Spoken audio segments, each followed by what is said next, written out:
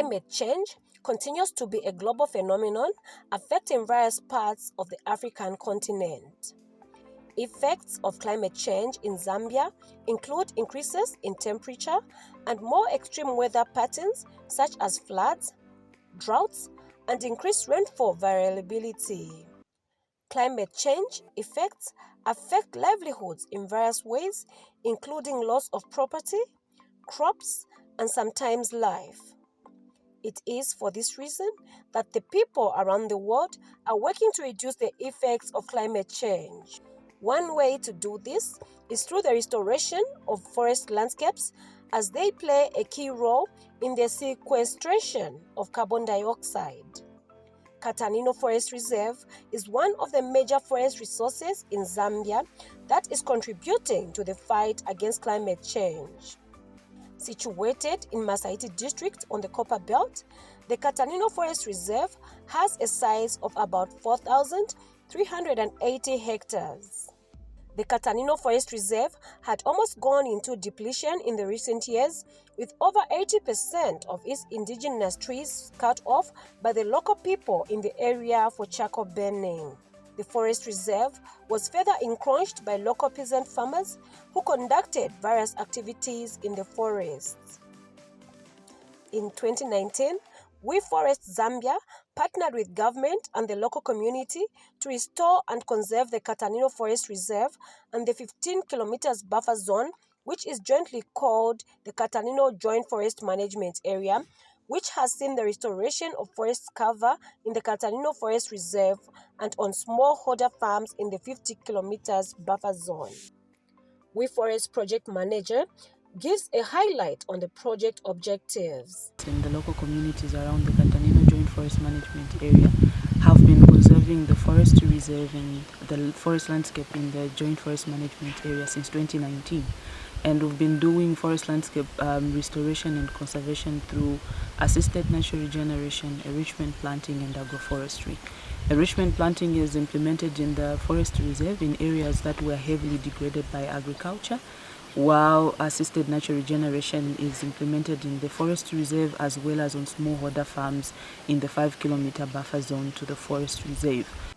Mrs. Matakala explains how forest landscape restoration is being implemented in the Katanino Joint Forest Management Area and indicates that it is through enrichment planting, assisted natural regeneration, and agroforestry.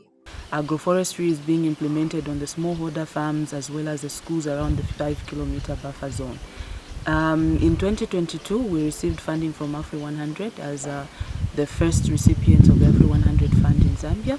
We are being supported to grow agroforestry seedlings, and in the next 3 years, that's from 2022 to 2024, we've been funded to raise 525,050 seedlings of Moringa oleifera, Glycidia sepium, Pydebia albida, Pinus cassia, and Lucina leucocephala.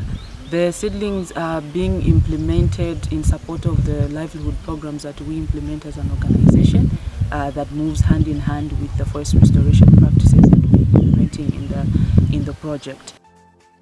In 2022, the Katanino project received funding through the AFR100 fund to support the scaling up of the agroforestry component of the project. With this funding, the project will raise and plant over 5,000 tree seedlings, which will be planted on over 1,030 hectares of land in the Katanino Joint Forestry Management Area. WeForest Nursery and Agroforestry Coordinator, Paul Mwale, gives a highlight on some of the plant species under the project. Five species Katanino raised in the nursery. We are supporting our farmers who are doing conservation agriculture, and those who are doing chicken layering, and those who are doing goat production. So under conservation agriculture, we have got 2 species we are supporting our farmers with, which is Glycidia sepium and Pydebia albida, in order to increase soil fertility and to minimize the use of chemical fertilizer and sprays, which contribute to infertility of the soil. Then under chicken layering, we are using moringa for fencing. Then under goat production, we are using moringa and lucina as fodder. Then we are also supporting our farmers in pine production to come up with their wood rots, and also schools within 5-kilometer buffer zones on which pine is going to be used to improve the soil and also to reduce soil erosion.